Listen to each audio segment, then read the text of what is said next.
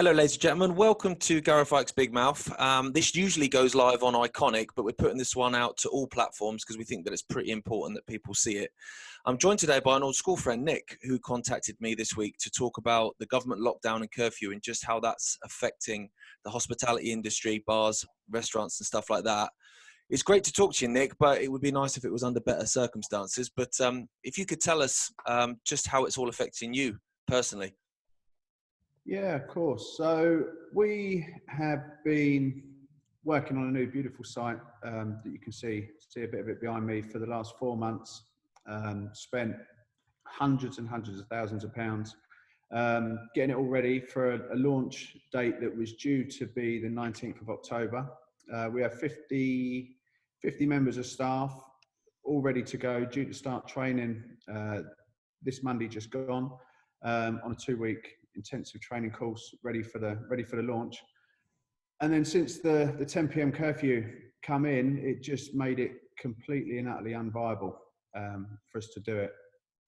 We've got another site down in Winchester, as you know. I think you've been down there. Yeah, it's great. And I'm massively concerned. We've gone from a few months ago thinking that we've got a fantastic future. We've created an amazing brand, something truly different, really innovative. So all of a sudden, struggling, concerned about survival. And we're just one site. I mean, I had to make 50 phone calls last week. Well, I'll be completely honest with you. I got halfway down the list and I was so fed up. I asked a couple of my other guys to sort of make the remainder of the phone calls. But we had to phone each and every one of them and tell them that purely because of the 10pm curfew, that there is currently not a job there for them. I know 1 or 2 have picked up a couple of drive-in delivery jobs, but the vast majority, I've got absolutely no doubt, and I know most of them have all gone on to benefits. And this is solely because of the 10pm curfew. I mean, we appreciate other rules that have come in and we've all worked around them. And it did affect business. We've sort of done moves and we've changed the business, so we've managed to still be viable, even with the extra social distancing and the other measures that are in place. But that really wasn't a problem, and that weren't going to affect our opening date here at all. But the 10pm curfew is insanity, to be completely honest with you. I mean, we had relatively similar upbringings. Do you know what I mean? I'd say we're the same as 99.9% of the population. If anyone had come to me or anybody that I know and said, what do you think if we're going to bring this 10pm curfew in? What do you think the outcome's going to be? We could have told them. At 10 o'clock, there's going to be parties in the streets. You're going to have everyone trying to cram onto a tube in the centre of London at the same time. I saw a video. You got one guy turns up with a guitar and you've got a little mini festival in Leicester Square at 10:15 p.m. It's insanity. Yeah, I agree. It was obvious I mean, obviously I don't even, work in the industry or anything like that, but you're right. It was obvious to me. Like I looked at it like when I'm a Derby County fan, obviously, as you know. So when Derby would play Forest, the police, to stop, fighting or whatever, would move the kickoff to 12 p.m. midday. Well, then everyone just goes to the pub at 7 in the morning, gets drunk, and then they stumble out the ground at 3, 4 in the afternoon into town, into families of shoppers. And I'm not a policeman, and I'm going, well, that's a really bad idea. And it's exactly the same with this. It was always going to happen every time. It just shows to me, it shows the massive disparity between us and the general population and the people that are making these rules and coming up with it. They haven't had a normal upbringing. They couldn't have done. They couldn't have had a similar upbringing to anyone that I know or anyone that we grew up with, because we would have known exactly what was going to happen as soon as the announcement was made. So to me, it's just absolute insanity. But that's it. It's career politicians that have never worked a day in their lives. They've never lived in the real world. And actually what underlined that was the fact that the 10pm curfew came in, which has obviously done what it's done to your business and to countless others. Yet the bars at Parliament were allowed to stay open later. Insanity. Can you imagine? I can just imagine them sitting up there overlooking the Thames and the rest of London with their old fashioned at about 10:30 at night, just watching all the lights flicking off one at a time. And then everyone absolutely devastated, struggling to survive, but it doesn't make a blind bit of difference to them. I mean, that the fact that they didn't even think that would be a problem, it's insane. You know. Yeah, exactly. So go back to March. Like, how's that? How was it for you? Because I was actually in Incognito in Winchester in February. So obviously March has come along. What's that done to that business? Well, obviously we shut down the same as everyone else. Had no choice. The furlough scheme was a massive help. It helped us keep the team together. We negotiated with our landlord down in Winchester, who's been pretty good, and hasn't demanded the rent whilst we were shut. I mean, they still want it. It's been deferred, so it's not like there was a negotiation on any sort of rent-free period. And I'll be honest, I'm one of the fortunate ones. There's so many horror stories out there. Fantastic bar, Milk and Honey, shut down recently because the landlords have been unwilling to negotiate or help out. So we shut down. We just mothballed everything. We furloughed all the staff, and it wasn't too bad. And for me, at that time, when that first lockdown came in, we accepted it. You know, for me, we didn't know how bad this virus was going to be. You're hearing all these horror stories, and you kind of initially you go along with it because it sounds like, you know, potentially the best thing to do, and there's great financial support there in terms of the furlough scheme that Rishi put in place. So it kind of secured your future anyway, and it was just a matter of time. But then as time goes on and you realise, you know, I don't think everything is what it seems. You know, I think anyone with two brain cells to rub together, if they turn the BBC off or mainstream media and do a little bit of their own research, realises that absolutely none of it adds up. None of the figures add up. None of the restrictions are really warranted. Yeah, it opens your mind a little bit, and you start getting a little bit, rather than stressed about it, you start getting a little bit more resentful, a little bit angry about it, really, that the pressure you're being put under unnecessarily, I think. So we reopened July the 4th. I had concerns, as I imagine everybody did in the industry. We lost some seats, reduced the capacity, had to put some extra measures in place, of course. But if I'm completely honest with you, it hasn't been too bad. We opened up, although we had a lower capacity, we were still pretty much doing the same sort of money as we was doing pre-lockdown. So in terms of that, I absolutely couldn't have asked for any more, which then gave us the confidence to continue with this project. You've got Rishi Sunak doing the Help Out to Eat Out, or Eat Out to Help Out throughout August, which was a fantastic success for loads of hospitality businesses. So you think, you know, it really gives you the confidence to throw a lot of money at something and try and build on what you've already done, take on a huge amount of staff, only for this 10 p.m. curfew to come in. And then since that came in, was it 10 days ago or something like that now, we're 40% down in Winchester. Wow. So unfortunately, there's a couple of part-time staff that we've had to lose there. I mean, as long as the figures stay roughly what they are, I've got no concerns for Winchester for the long-term viability of it. I think we'll be absolutely fine. But I'll be honest, I'm one of the lucky ones. There's some real horror stories out there. I was chatting to some guys from the Gibson yesterday in London. Fantastic little cocktail bar, late night, premium venue. They're 75% down. You've only got to look at other cocktail bars, social media. They're all advertising what they are down. Nightjar's down 50%.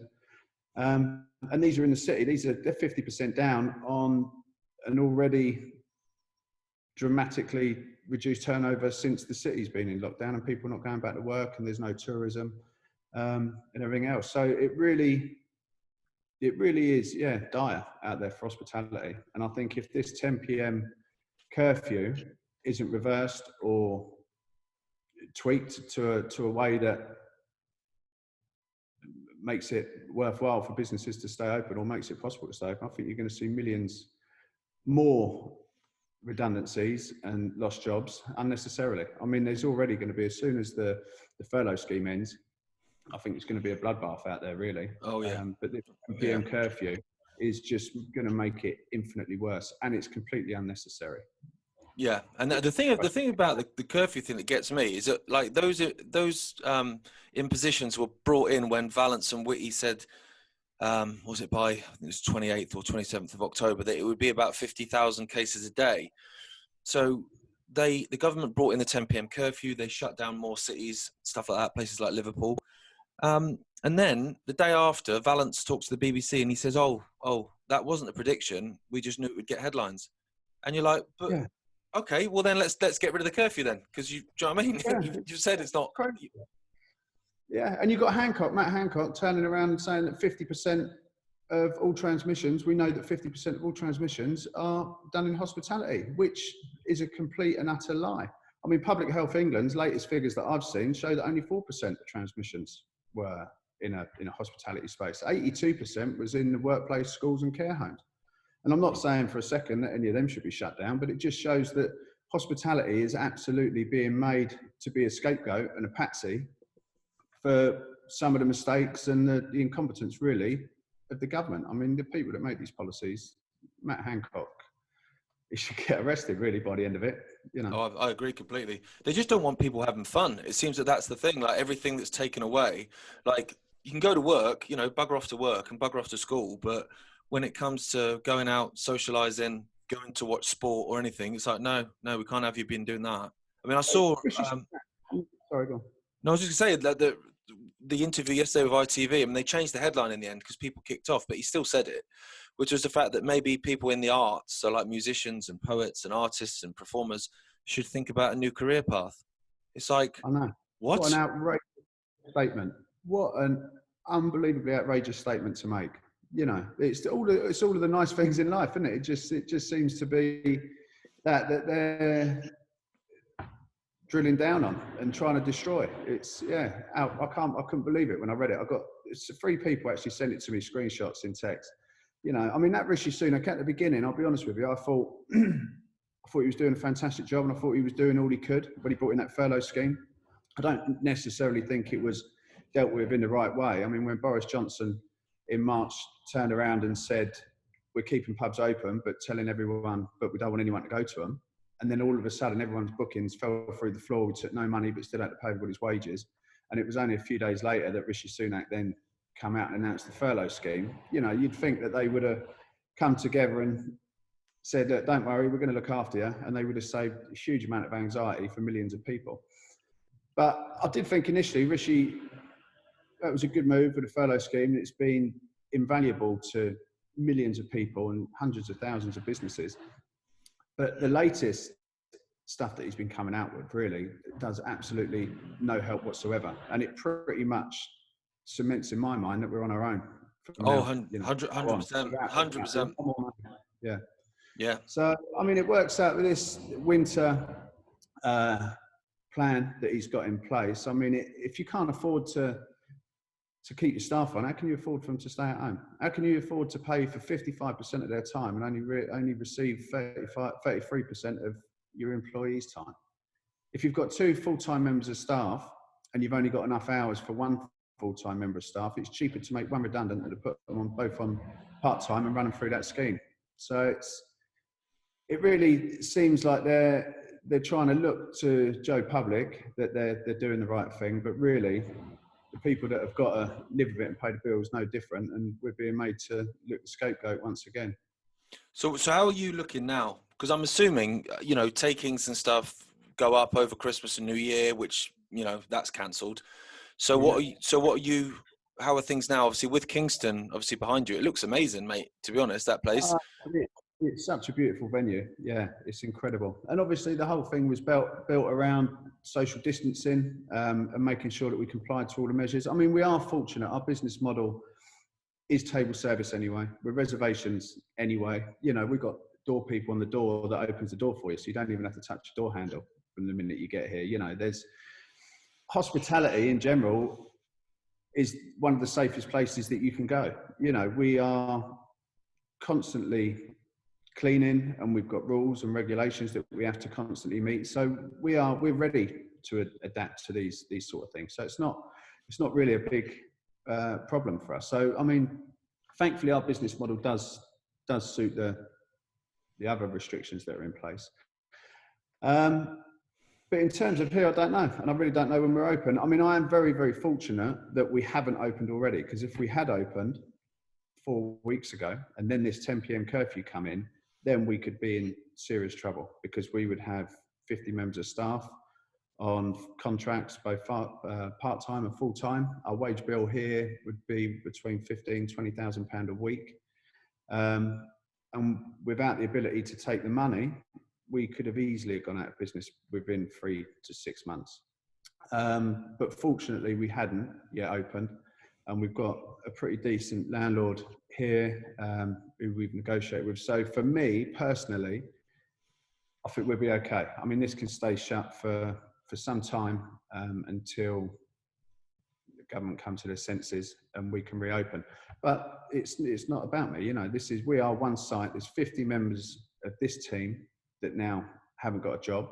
There's not too many hospitality jobs out there, that's for sure. And this is one site. You know, there's tens of thousands of businesses who are already operating, who have got massive fixed costs and salaries and obligations, and they're not going to be able to do it. And No. it's all unnecessary. I agree. Yeah. I mean, in my village, there's 3 pubs in my village. There's 2 now, because one's gone already. That's boarded up and gone. And I'll be honest, if they bring in another lockdown, which they keep talking about, then maybe one of the other 2 might survive, I think, but the other one definitely wouldn't. So that'd be 2/3 of the pubs in my village gone. And that'll be, like you said, that's just one site. And then, you know, you times that by every village and town and city in the country, and you're talking, I think, is it something like 27% of the British workforce works in hospitality? I mean, Yeah, something like that. Yeah, it's millions. I mean, the latest survey done by Big Hospitality, they said that if the 10 p.m. curfew is in for 6 months, 1/3 of the people that they surveyed wouldn't survive. And these are the businesses that think they can survive, or have said that they can survive the restrictions that are already in. I mean, me and my wife, we went to Covent Garden, spent a couple of days in London a little while ago. Honestly, it brought a tear to your eye. It's horrendous walking around there and looking at all these fantastic businesses boarded up, piles of letters through the door, you know, and you think, are these ever going to open again? And I can't see it. no, it's the same the world over as well. They say 40% of bars in New York are permanently done. You know, This is just, worldwide. It's crazy. I'll tell you what I heard on the radio today, that they're going to the cinema to show live streams of football matches. So where's the sense in that? You can go to the cinema to watch a football match inside a closed space, but you can't go to a football match. Yeah, well, you're in the open air, in the fresh air. Yeah. Yeah, it's insane. So none of it makes sense. And I think the more and more people you talk to, even the ones that were completely behind the government, turn on the telly, believe everything that they listen to, even them now, they're starting to turn. I think people really are waking up to it, and people are getting angry with it, really, you know. Yeah. I mean, the amount of people, I guarantee that, you know, suicides and things like that have gone up dramatically, you know, with people losing their businesses, the ability to feed their families. So the cure absolutely is worse than disease. And I'm not saying that it doesn't exist. I know everyone's got their own views on it, but the restrictions that they're putting in place and the damage they're doing to this economy far outweighs the damage, I believe, that, you know, the disease would do. And I think we should still protect the vulnerable and protect the elderly. But I do think the economy needs to be able to survive, and we need to, you know, it's too important, really. The damage is going to last generations. Well, that's it. I said that when I spoke to the Times, which I should have never done. But when I spoke to them, and I said to them that I know more people that have killed themselves than have got the virus. And, you know, and he obviously didn't put it in there because they were never going to, because it doesn't work with the narrative. But that's the case. And that's just going to go through the roof as well. Like you say, you know, people are just so fed up. I mean, you're a bit more like me. You get angry. But some people don't get angry. They just despair, you know, and give up. And when you give up, it's game over. Yeah, definitely. I mean, exactly the same as me. I don't know personally. I mean, obviously a lot of people do, but I don't know one single person that has had a positive test result. I know plenty of people that say they think they've had it, or, you know, I'll probably think I've had it. But I know 2 people that took their own life. I was talking to a powder coater who'd done a bit of work for me. He had exactly the same conversation with him. And he said, Nick, I know 5 women who took their own life during lockdown. He said, I don't know one person with a positive test just like you. You know, and these people, they're leaving children behind. They're young families that this is happening to. So without a shadow of a doubt in my mind, the cure is worse than the disease. That's, you know, that's a fact. So it's only going to get worse. Well, Now exactly. that they're pulling back the financial support. You know, I think they're pushing hospitality as far as they possibly can without the need to give any extra funding. So even if they turn around and said to everyone, right, you've got to shut down for 2 weeks, we're going to do this circuit breaker lockdown or whatever they've been calling it. In their mind, it probably justifies, but it's only 2 weeks. We won't need to give them any more support. So I feel like they're kind of pushing it as far as they possibly can without that far that they feel the need that they've got to give that little bit more financial support. I mean, there's billions and billions outstanding to landlords. You know, all of this stuff's got to be worked out. And if businesses can't operate at their normal licensing hours, even with the current other restrictions, they've got absolutely no possible chance. No, exactly. So, no. You're right about the amount of money. So I was thinking that the other day. I was listening to a thing on the radio, and they were saying it was a government ad, and they were saying, you know, if you test positive, you know, you get a big fine if you don't isolate. So you have to stay in your house, obviously, for 2 weeks.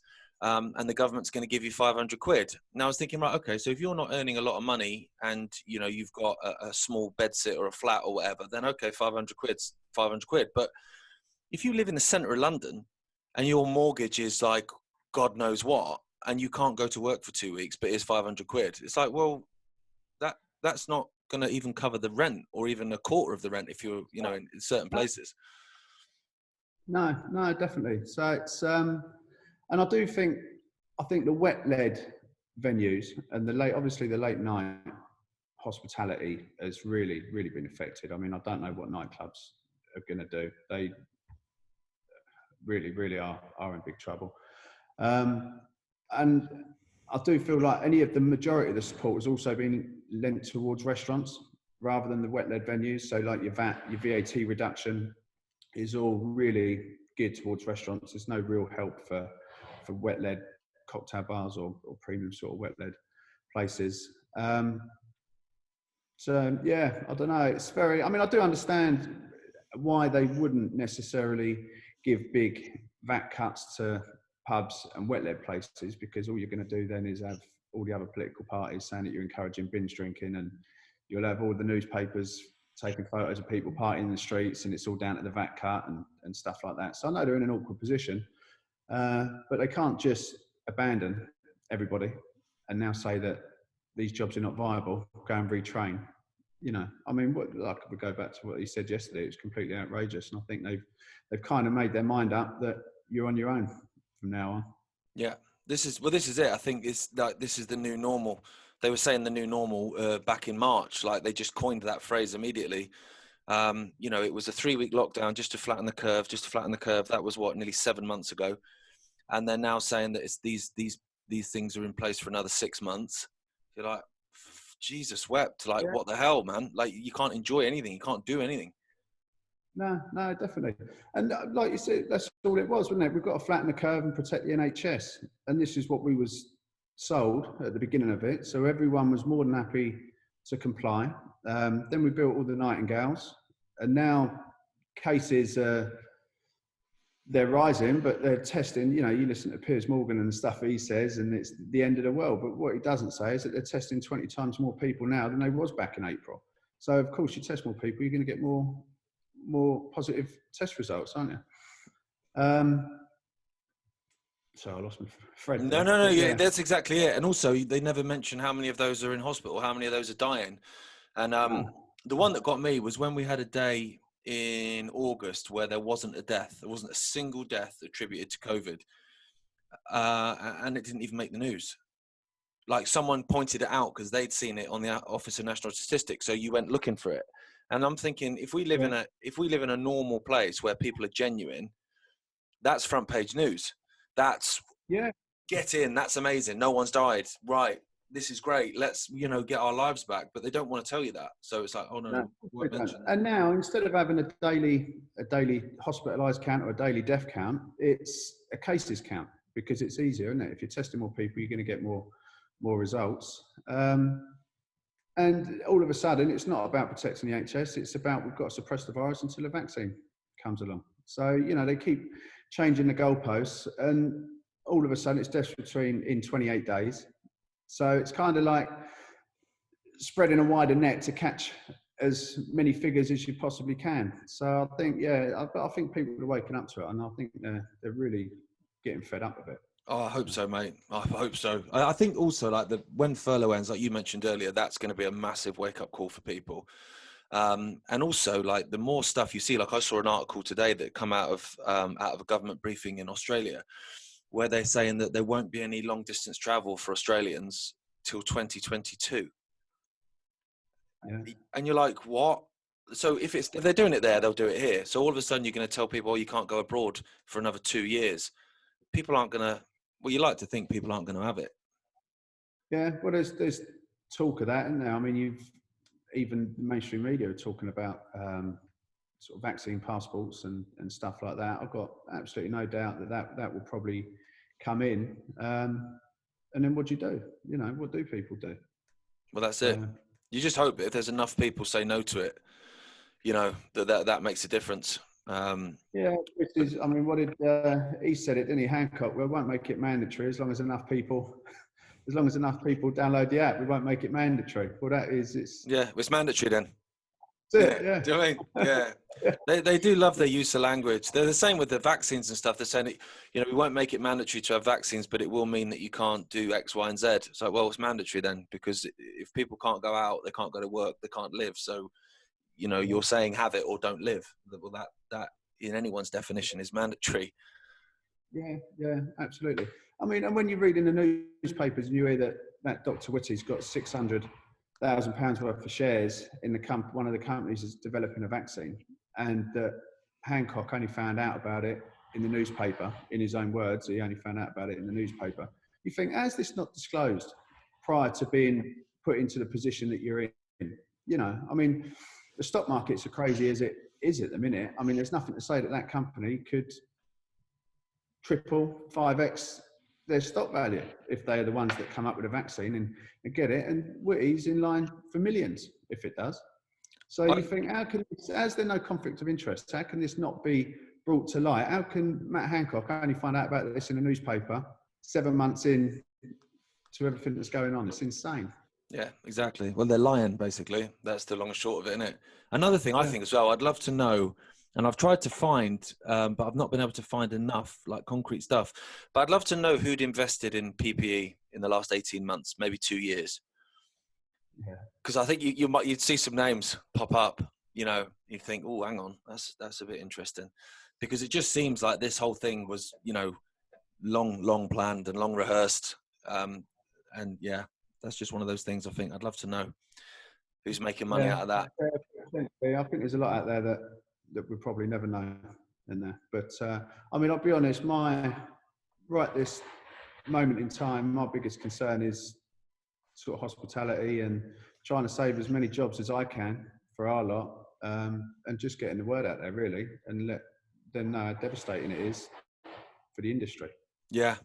Well, I appreciate you talking to us, Nick. And like I say, I just wish it was a nicer chat.